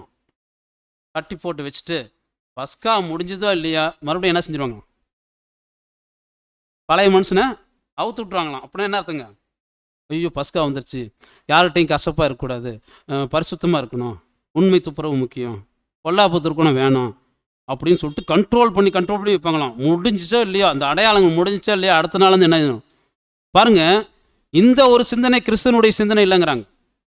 இப்போ மரண நாளை நினைவு கூறுவதனுடைய சிந்தனை அப்படின்னா, இது பாவ சிந்தனை இப்படி இருக்க வேணான்றார். அப்போ எப்போ முடியுமோ நம்ம காத்துட்டு எப்பொழுதுமே நமக்குள் மத்தியில் வந்து அந்த ஒரு கிறிஸ்தனுடைய அந்த மரணத்தை நினைவு கூர்ந்து அவரை போன்ற ஒரு மரண வாழ்க்கையை நம்ம வாழ்ந்துட்டு இருக்கணும். அப்போ நம்ம இதையெல்லாம் என்னுடைய வாழ்க்கை எப்படி இருக்குதுன்னு ஒவ்வொருத்தரும் நிதானித்து பார்க்கணும். எதையெல்லாம் நான் நீக்கிட்டேன், எதையெல்லாம் நான் சேர்த்துட்டு இருக்கிறேன், எது தேவனுக்கு பிரியம், எது கிறிஸ்துவுக்கு பிரியங்கிறதெல்லாம் தெரிஞ்சு வச்சுருங்க. பாருங்கள், அப்படி இருக்கும்போது இயேசு கிறிஸ்துவை பிடிச்சி அந்த ஆணியில் அடிக்கிறாங்க. இந்த ஆணியில் அடிக்கும் போது பார்த்தீங்கன்னா, நார்மலாக இந்த எல்லோரும் நினச்சிருப்போன்னா இங்கே அடிப்போன்னு சில பேர் நினச்சிருப்பாங்க, இங்கே அடித்தா செத்துருவாங்க, அது கை பிச்சுட்டு போயிடும். அதே மாதிரி வந்து இந்த மணிக்கட்டில் அடிக்கிறேன்னு நினச்சிருப்பாங்க, இங்கேயும் அடிக்க கிடையாது, இங்கே அடித்தாலும் செத்துருவாங்க. ஆனால் பாருங்கள், அவங்க ட்ரைனிங் எடுத்தவங்க அப்போ எத்தனை குற்றவாளியை ட்ரைனிங் எடுத்துருப்பாங்க. எங்கே அடித்தா சிலுவையில் தொங்கும்போது சிலுவையில் வந்து தொங்கும்போது சாக மாட்டாங்கன்னு கரெக்டாக இந்த இடங்க, அதாவது என்ன சொல்லுவாங்கன்னா மீடியம் டவுன் சொல்லுவாங்க, ரிஸ்ட்டில் இந்த இடத்துல அடிப்பாங்க. இங்கே அடித்தாங்கன்னா, ஏன்னா கொஞ்ச நேரத்தில் ஆணை அடித்து கொஞ்ச நேரத்தில் தூக்கிடுவாங்க, சிலுவையில் தூக்கி நிற்க வச்சுருவாங்க. இங்கே சாக மாட்டாங்கன்னு பாருங்கள். எப்படி ஒரு மனுஷன் சாகாமல் சாகணுங்கிறது தெரிஞ்சு வச்சுருக்குங்க. இந்த மாதிரி ரோமர்கள் அடிப்பாங்களாம். அதேமாதிரி கால்லையும் பார்த்தீங்கன்னா மத்தியில் ஆணி அடிச்சிருவாங்க. அப்போ கொஞ்ச நேரம் சிலுவையில் தொங்கும்போது கொஞ்ச நேரத்தில் என்ன செய்வாங்கன்னா, அப்படியே எங்கேயுமே பஞ்சர் ஆகாத அளவுக்கு, அது நொறுங்காத அளவுக்கும் அது அந்த இடம் பார்த்து கரெக்டாக இது பண்ணுவாங்க. அவ்வளோ ஸ்பெஷலிஸ்ட் அவங்க ட்ரைனிங் பண்ணி அந்த மாதிரியான ஒரு விஷயம் செய்வாங்க. அப்போ பாருங்கள், அப்படி இருக்கும்போது இப்போ என்ன செஞ்சிட்டாங்க, சிலுவையில் நிற்க வச்சு கொஞ்சம் நேரத்தில் 2 கைகளும் அப்படியே போட்டு அடித்து இப்படி நிற்க வச்சோம்னா, இப்படி நிற்க வச்சா ரொம்ப நேரம் இப்படி இருக்காதுங்களாம். அப்படியே வந்து கை இப்படி ஆயிருமா, காக்காயினுடைய விரல்கள் மாதிரி ஆயிருமா. பாருங்கள், அந்தளவுக்கு மோசம். கொஞ்சம் நினச்சி பாருங்கள், ஆங்கிலத்தை சொன்னது காக்காயின் விரல்கள், கிளாட் ஃபிங்கர்னு சொல்கிறாங்க. அப்படி நொறுங்கி அப்படி இப்படி மாறி இருக்குமா. கொஞ்சம் நினச்சி பாருங்கள், ரொம்ப நேரம் இப்போ கை சப்போர்ட்டும் இல்லை, காலும் இல்லை. இங்கே பார்த்தீங்கன்னா அப்பர் பெக்டோரியல் மசில்னு சொல்லுவாங்க, அதாவது மார்பு பகுதி தான் இப்போ அவருக்கு சப்போர்ட், பின் பக்கம் போயிடுச்சு. இப்போ மார்பு பகுதியில் பார்த்தீங்கன்னா இந்த இடத்துல ஒரு பக்கவாதமே வந்துடுமா. கையெல்லாம் இப்படி ஆன உடனே ஃபுல் பேராலிசிஸ் அப்படின்னு சொல்லப்படுதுங்க. முழுசாக ஒரு பக்கவாதத்துக்குள்ளே போயிடுவாங்க. அப்படியே அவ்வளோ நேரம் அப்படியே பிடிச்சிட்டு இருக்க முடியாது. ஏன்னா ரத்தம் இல்லாமல் கீழே தொங்கிட்டு இருக்கிற விஷயம் கொஞ்சம் நினச்சி பாருங்கள் எப்படி இருக்கும். அப்படி இருக்கும்போது அன்பானவர்களே, அவர் கையில் வந்து துரு பிடிச்ச ஆணி அடிச்சிட்டாங்க, உடம்பெல்லாம் துரு ஏறி இருக்கும், இன்ஃபெக்ஷன் ஆகிருக்கும், ஹை டெம்பரேச்சர். எந்த ஒரு குற்றவாளியும் சிலுவையில் தொங்குனாங்கன்னா அவங்களுக்கு பயங்கரமான காய்ச்சல் இருக்கும். அந்த காய்ச்சல் மத்தியில் கையை இப்படி வச்சுக்கிட்டு மார்பு பகுதியில் மட்டும்தான் இப்போ அவருக்கு சப்போர்ட். அதுலேயுமே ரத்தம் கிடையாது, மிகப்பெரிய காய்ச்சல், ரத்தம் சொட்டிக்கிட்டே இருக்குது. அவருடைய இருதயம் எப்படி துடிக்கும், அது மட்டும் கொஞ்சம் இருக்குது உள்ள. பாருங்கள், தலை உச்சிலேருந்து கால் உள்ளங்கால் வரைக்கும் ஆணி பாயிற மாதிரி வெளியிருக்குமா. கொஞ்சம் கற்பனை பண்ணி பாருங்க. ஏதோ ஒரு பிரச்சனை வந்து தலைவலி வருது இல்லை, நமக்கு தலைவலி வந்தால் நம்ம என்ன செய்கிறோங்க, கொஞ்சம் நேரம் தலைவலிக்கு இன்றைக்கி நிறைய டெக்னாலஜி வந்து மெடிசன் வந்துருச்சு, ஏதோ ஒரு வகையில் இயற்கை மருத்துவம் பார்த்துக்குறோம். அதுக்கே நம்ம எப்படி துடிக்கிறோம். சாதாரண தலைவலி கொஞ்சம் நினச்சி பாருங்க. அவருடைய இருதயம் துடிக்கும் போது ஒவ்வொரு முறையும் விண்ணுன்னு வலி வந்திருக்கும். நமக்கு வர்றது தெரியுதா இல்லைங்க? பாருங்க, அந்த அளவுக்கு வலி. 9 மணிலேருந்து 3 மணி வரைக்கும் இயேசு கிறிஸ்து அப்படியே நின்றுக்கிறார் சிலுவையில். ஒரு நிமிஷத்துக்கு இருதயம் எத்தனை முறை துடிக்கும்? 72 கணக்கு சொல்கிறாங்க. 72 முறை ஒரு நிமிஷத்துக்கே விண்ணு இழுக்குதுன்னா 6 மணி நேரம் எத்தனை முறை அவர் துடிச்சிருப்பார்? இது யார் பார்த்துட்டு இருக்கிறாரு? நொறுக்க சித்தம் கொண்டவர் பார்த்துட்டு இருக்கிறார். எப்படி பார்த்துட்டு இருக்கிறார் பாருங்க. நம்ம மேலே வச்ச அன்பு பாருங்க. தன்னுடைய ஒரே பேரான குமாரன், கோடான கோடி வருஷம் கூட இருந்தவர், மன மகிழ்ச்சியாக இருந்தவர், செல்ல பிள்ளை, அண்ட சராசுக்கு அதிபதியாக வச்சவர், அவரை கொண்டு எல்லாத்தையும் சிருஷ்டி பண்ணவர், அப்பேற்பட்டவர் துடிக்கிறார் கீழே. நம்ம பாடுகள் பார்த்துருக்கோம், இயேசு கிறிஸ்துனுடைய பாடுகள், பிதாவாகி இதனுடைய பாடுகள் பாருங்க எப்படி இருக்குங்க. இப்போ இதுக்கு ஒரு விருப்பமாக செய்யணும். இது வெறுப்பாக செஞ்சிடக்கூடாது. தேவன் தன்னுடைய ஒரே பேரான குமாரனை துடிக்கிறதை விருப்பத்தோடு பார்க்கணும். எப்படி இருக்குன்னு கொஞ்சம் நினச்சி பாருங்க. பாருங்க, சிலுவையில் நிற்க வச்சுட்டாரு, கைகளை பிடிச்சி கட்டிட்டாங்க, நரம்பெல்லாம் முடிச்சு போட்டுக்குச்சு, நாட்டிங் ஆயிடுச்சு, அங்கங்கே நரம்பெல்லாம் பிடிச்சிக்கிச்சு, சுருண்டு நின்றுக்குச்சு. பாருங்க, மிகப்பெரிய வழியில் இருக்கிறார். ஏன்னா சங்கீதம் சொல்லும் போது வாசிக்கலாம் பாருங்க, சிலுவையில் இருக்கும்போது அவருடைய பலம் எப்படி இருந்துச்சுன்னு. சங்கீதம் 22:15 வாசிக்கலாம். என் பெலன் ஓட்டை போல் காய்ந்தது, என் நாவு மேல்வாயோடு ஒட்டி கொண்டது, என்னை மரணத்தூணிலே போடுகிறீர்.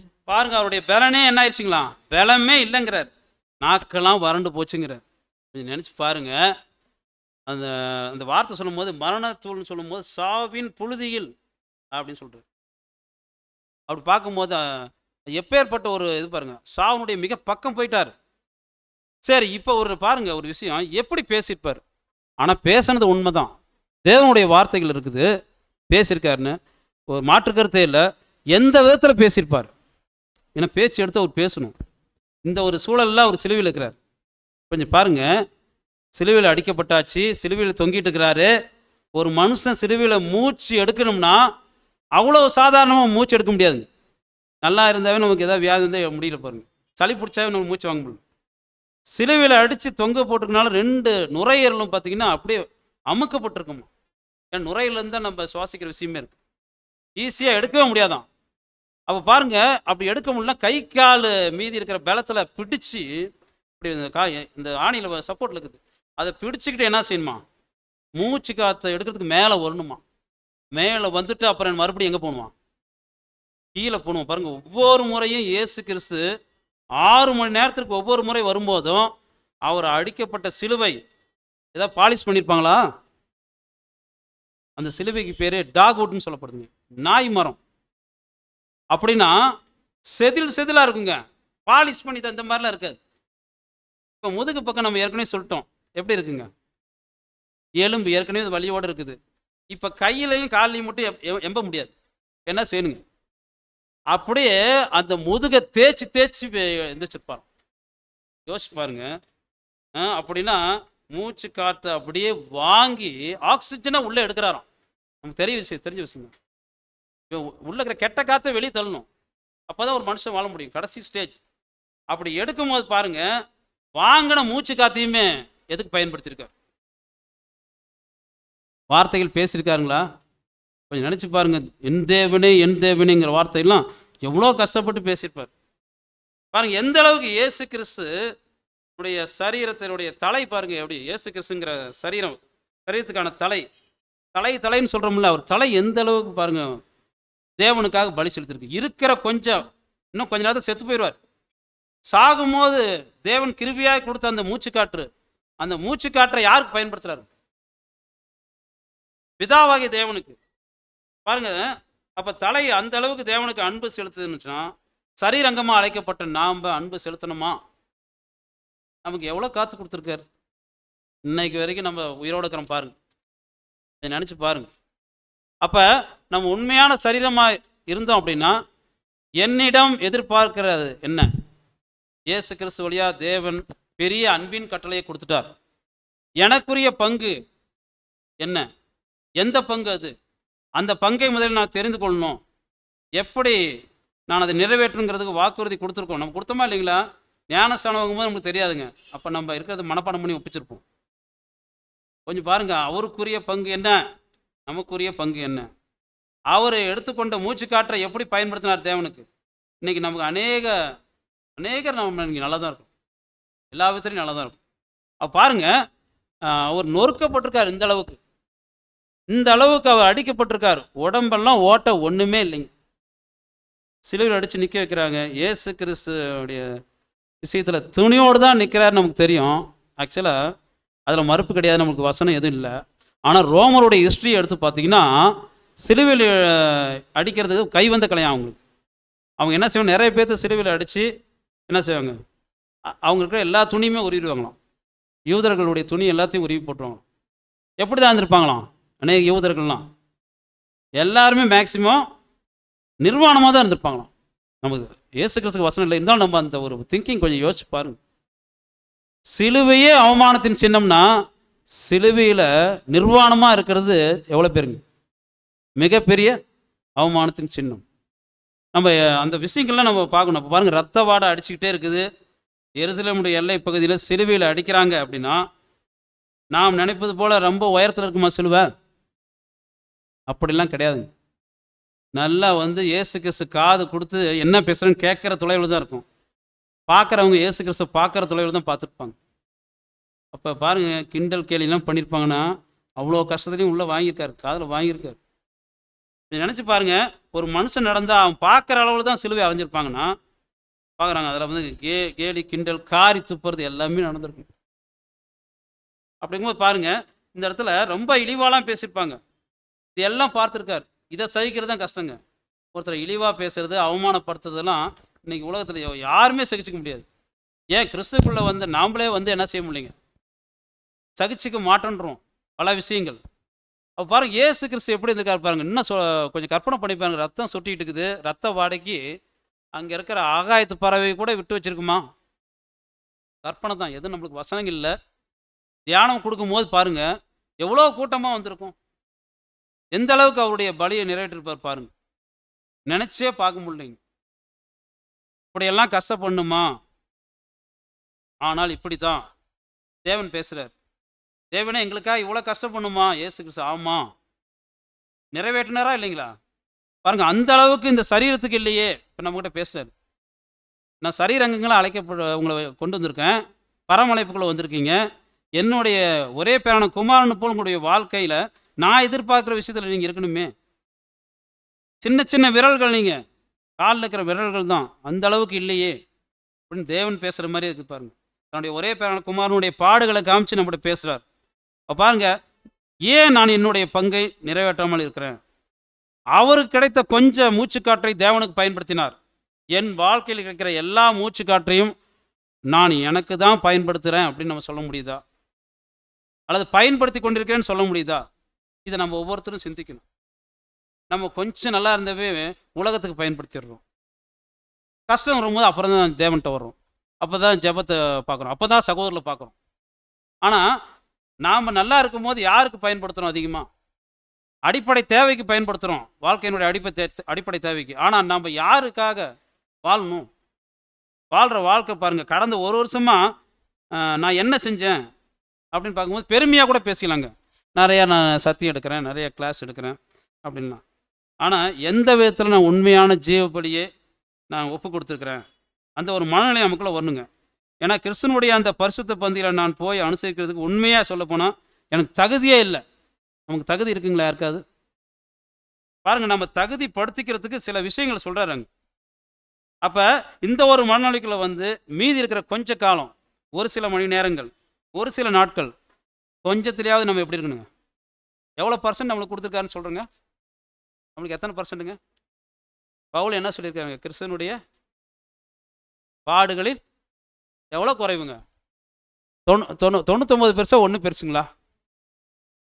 இந்த ஒன்றுக்குள்ளே எவ்வளோ போராட்டம் பாருங்கள். பாருங்கள், நம்ம வாழ்க்கை பாருங்கள், நம்ம அப்படி நம்ம பரிசுத்த பந்தியில் நம்ம அனுசரிக்கணும் அப்படின்னு சொல்லும்போது மீதி கொஞ்ச நேரங்கள் கொஞ்சம் உண்மையாக இருக்கணும் முயற்சி பண்ணுறோம். அதையெல்லாம் பார்க்கும்போது பாருங்கள், முழுசாக நம்ம தேவனுக்கு ஒப்பு கொடுக்க ஒவ்வொருத்தரும் பிரயாசம் பண்ணுங்க. எல்லாருக்கும் கஷ்டங்கள் இருக்குது, அவங்க வாழ்க்கை சூழ்நிலைக்கு தகுந்த கஷ்டங்கள் கண்டிப்பாக இருக்குது. இந்த கஷ்டங்கள் மத்தியில் பிதாவினுடைய சித்தம் செய்கிறது, இயேசு கிறிஸ்துனுடைய அந்த பாத்திரத்தில் பானம் பண்ணுறது எவ்வளோ முக்கியம் பாருங்கள். ஏதோ வந்து சிலுவையில் அடித்து நிற்க வச்சுட்டாச்சு, மூச்சு காற்று அதிகமாக வராது அவருக்கு அப்படின்னா அதுக்கு சில காரணம் இருக்குது. ஏன் வராதுக்கப்புறம் என்ன ஆகும் பாருங்க, மூச்சு காற்று விட முடியல, இருக்கிற மூச்சு காற்றையும் எதுக்கு பயன்படுத்துகிறாரு? இப்போ அதிகமாக வந்து உள்ள எதுங்க நல்ல காற்று போகாதனால, ஆக்சிஜன் போகாதனால உள்ள என்ன ஆயிரும்னா கார்பன் டை ஆக்சைடுன்னு சொல்லுவாங்க, அசுத்த காற்று நிரம்பிடும். அப்படி நிரம்பிருச்சுன்னா இருதயத்தை சுற்றியும் ஒரு உறை இருக்குங்க, பெரிகார்டியம் அப்படின்னு சொல்லுவாங்க சயின்டிஃபிக்காக சொன்னோம்னா. அந்த உறை எல்லாமே கொழுப்பு கட்டிக்குமா. கொழுப்பு அதிகமாக இருந்தால் என்ன ஆகுங்க, வெயிட் அதிகமாக போய் அந்த இதயத்தை வந்து என்ன பண்ணுங்க, அழுத்தம். அப்படி அழுத்தி கடைசியாக வெடிக்க வச்சிருமோ. அப்படி தான் அவருக்கு ஆயிருக்கு. அப்போ அவரால் மூச்சு விடுறது நிறுத்தும் போது உள்ள ஆட்டோமேட்டிக்காக அங்கே இருதயத்தினுடைய உரைகள் எல்லாத்துலேயுமே கொழுப்பு கட்டி முழுமையாக அழுத்தி இருதயமே வெடிச்சிருச்சு. அப்படி தான் வெடிச்சிருக்கு. ஒரு காரணம் வந்து அப்பா விட்டார், கைவிட்டார். இன்னொன்று உள்ள வந்து மாமிச ரீதியாக நடந்த விஷயங்கள் இப்படி தான் இருக்குது. பாருங்கள், வசனம் வாசிக்கலாம் பாருங்கள். அது எப்படி வாசிக்கலாம்னா சங்கீதத்தில் சொல்லப்பட்டிருக்கு. சங்கீதம் 22:14 வாசிக்கலாம். தண்ணீரைப் போல ஊற்றுண்டேன், என் எலும்புகளெல்லாம் கட்டுவிட்டன, என் இருதயம் மெழுகு போல ஆகி என் குடல்களின் நடுவே உருகிற்று. பாருங்க, அவருடைய இருதயம் என்னாச்சுங்களா, உருகி போற அளவுக்கு, உருகி போற வரைக்கும், சொல்ல போனா இந்த இருதயம் துடிக்கிற கடைசி வினாடி வரைக்கும் தேவனே நான் உங்களுக்கு பலி செலுத்துறதை நிறுத்தவே மாட்டேன். அதான் இயேசு கிறிஸ்து. இப்ப இந்த சிந்தை நமக்கு வருதுங்களா அப்படின்னா தெரியாது. நம்மள எத்தனை பேர் அந்த இருதய துடிப்பு எவ்வளோ கொடுத்துருக்கிறாரு தேவன். தேவனே இந்த ஒரு நாளில் கொஞ்சம் வினாடிகள், கொஞ்சம் துடிப்புகள், உங்களுக்கு நான் உகந்த பலியை செலுத்தியிருக்கிறேன் அப்படின்னு சொல்லக்கூடிய, நினைக்கக்கூடிய ஜனங்களை அவர் எதிர்பார்க்குறார். ஆனால் நம்ம எந்த அளவுக்கு நம்ம அதை வந்து கொடுத்துருக்குறோம். நம்ம ஒரு காரியத்தை ரொம்ப அதிகமாக ஸ்ட்ரெஸ் பண்ணுங்க. நல்லா கவனிங்க, நிறைய கிறிஸ்தவர்கள் உருவாகிட்டு இருக்கிறாங்க, அதில் மாற்றமே இல்லை.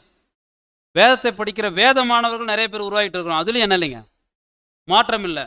இன்னும் கிறிஸ்துக்கள் உருவாகவில்லை. அதை தான் எதிர்பார்த்துக்கிறார்.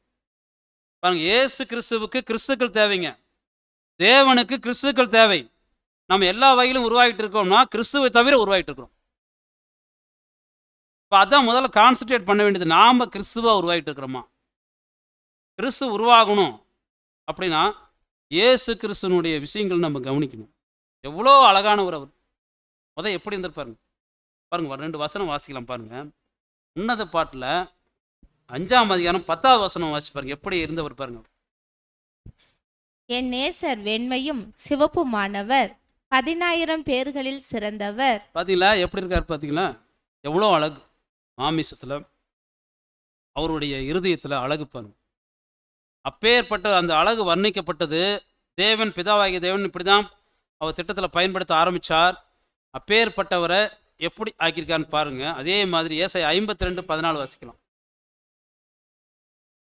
மனுஷனை பார்க்கிலும் அவருடைய முகப்பார்வையும், மனு புத்திரரை பார்க்கிலும் அவருடைய ரூபமும் இவ்வளவு அந்தகேடு அடைந்தபடியினாலே அவரை கண்ட அநேகர் பிரமிப்படைந்தார்கள். பாருங்க, அப்படியே ஆப்போசிட் பாருங்க. இப்படி இருந்த அழகானவர், பரிபூர்ணமானவர் இயேசு கிறிஸ்து எப்படி நொறுக்கப்பட்டிருக்கிறார். இவரை பார்த்து இவர் மனுஷனா அப்படின்னு கேட்டிருக்காங்க. அந்த மாதிரி உருவமே இல்லையே, ரூபமே இல்லையே, ஏதோ வேற்று கிரகத்திலேருந்து வந்த மாதிரியா, ஏலியன்ஸ் அப்படின்னு நம்ம சொல்லப்பட்டிருக்கு பாருங்க. அப்படின்னா அவருடைய முழு சரீரமும் தலை முதற்கொண்டு உருவம் இழந்து போயிடுச்சு. இப்போ பாருங்க, அவர் அந்த அளவுக்கு நொறுக்கப்பட்டு இருந்தும் கூட, அப்பா தேவனே உங்களுடைய சித்தத்தை நான் செஞ்சுட்டு இருக்கிறேன், உங்கள் வார்த்தைக்கு ஒவ்வொன்றும் கீழ்ப்படிஞ்சு நடக்கிறேன், நான் பலியை நிறுத்தவே இல்லை, என்னுடைய கடைசி உயிர் மூச்சு இருக்கிற வரைக்கும் நிறுத்தவே இல்லைன்னு சொல்கிறேன். இப்போ தேவன் நம்மக்கிட்ட எதிர்பார்க்குறது ரொம்ப சின்னதுங்க. நம்ம திருப்பி திருப்பி அதான் சொல்கிறோம். இயேசு கிறிஸ்துவிலையா ஒரு பிரமாணத்தை கொடுத்தாரு, அதுவே சிலுவைன்னு சொல்லிட்டு நம்ம என்ன செய்கிறோங்க, தூக்க முடியலன்னு சொல்லி அன்பின் சிலுவை பாருங்க, சிலுவையை தூக்கிட்டு இருக்கிறோம். தூக்குனா கஷ்டம் உபத்திரம் வரும். சிலுவை பாதியில் விட்டுறலாமா? அது உங்கள் பிரியம். ஏன்னா ஒருவன் என்னை பின்பற்றி, விருப்பம் இருக்கிறவங்க தூக்குவாங்க. பாருங்க, உலகத்திலே சொல்லுவாங்க உபத்திரம் கஷ்டம். இதெல்லாம் எப்படி புரிஞ்சுக்கலாம்னா, உலக பிரகாரமாக கஷ்டம் வர்றது வந்து நிறைய பேர் சொல்கிறாங்க, அப்படியே எனக்கு நெருப்பு மாதிரி வாழ்க்கை அப்படின்றாங்க. அது என்னமோ உண்மை அவங்க பார்வையில். ஆனால் நமக்கு வாழ்க்கை எப்படி தெரியுங்களா? அன்புங்கிற சிலுவையை நம்ம எடுத்துக்கிட்டோம், அன்பை விடுற மாதிரி இருக்கும். அப்போ வரும் பாருங்க உபத்திரம். ஐயோ, நான் அன்பு செலுத்தலையே, இந்த இடத்துல மிஸ் பண்ணிட்டேனே இந்த சகோதரன் சகோதரியே அப்படின்னும் போது ஒரு கஷ்டம் வருது பார்த்தீங்களா, அத்தங்க பாடு. ஆனால் நம்ம சிலுவை எதுங்க பாருங்க. அப்போ நாம் தூக்கிட்டு போகிறது சிலுவை. இந்த சிலுவைக்கு வர உபத்திரம் இதுதாங்க. நம்ம பெருசாக நம்ம நினச்சிட்டுக்கிறோம். அன்பு காமிங்கன்றார்.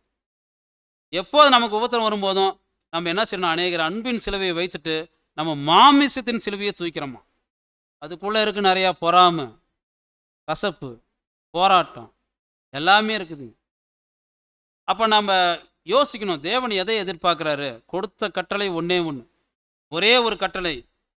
நீங்கள் இந்த அன்பின் கட்டளை நிறைவேற்றினா போதுன்றாரு. அப்படி நிறைவேற்றினா உங்களை என்ன செய்யுங்கிறார், பூமியில் உங்களை கிறிஸ்துக்குள்ளாக மாற்றி தூக்கிறேன்றார் பாருங்க. அப்படி இருக்கும்போது அன்பான சொல்லி அப்போ நம்ம என்ன செய்யணும்னா, இப்படியாக நம்ம பூமியில் கிறிஸ்துக்களாக மாறி கிறிஸ்துவனுடைய அந்த சரீர அங்கத்திற்கு சென்று சேர்ந்து கிறிஸ்துவோடைய நாம் தேவனிடத்தில் போய் சேரலாம். வரப்போகிற அந்த பந்தியை நாம் அனைவரும் ஒரே சிந்தையோடு கிறிஸ்துக்குள் இருக்கிற அந்த மனநிலைமை நாம் வைத்துக்கொண்டு நாம் எல்லோரும் ஒரே குடும்பமாக, ஒரே சபை மக்களாக, ஒரே கிறிஸ்துவின் அங்கமாக இந்த பந்தியை அனுசரிக்கலாம். தேவன் தாமே இந்த வார்த்தைகளை ஆசீர்வதிப்பாராக. பொறுமையோடு கேட்ட யாவரையும் தேவன் தாம் ஆசீர்வதிப்பாராக. ஆமென்.